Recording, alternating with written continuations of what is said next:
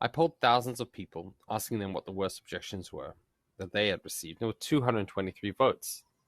The winner was I don't take cold calls, a very hard objection to get over.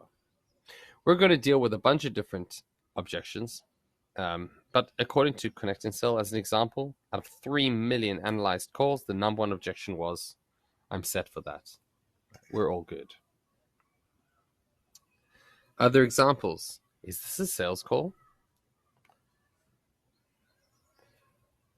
Here are the most common objections that our reps will see. How did you get my number? We're good with what we have. I'm in a meeting now. We don't take cold calls. Is this a sales call? We don't have a budget for that. We're not looking at this now. All of these objections are in your second nature AI simulation. And you will be practicing each one with Jenny with an attempt to become very, very good at handling them and structuring them properly. The most important thing to understand is when there is an objection, make it about them, not about you. Try and put yourself in their shoes and try and find out an angle and a way to bring them on side or to bring yourself on their side. So here's some examples of the tough questions we had before. How did you get my number? Answer, I researched it, but how do you prefer to be contacted?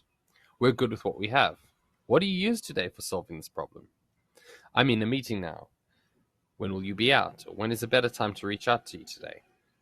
We don't take cold calls. How do you prefer to learn about new solutions?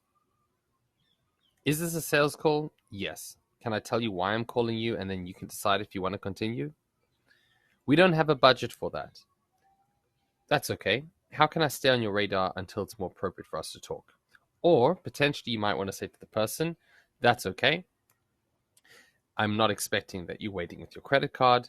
I was just hoping to have an initial conversation for you to consider when the timing is right. Finally, we're not looking at this now. You can ask, what are you waiting on to change in order for this conversation to be more relevant? Now it's time to practice some objections in second nature.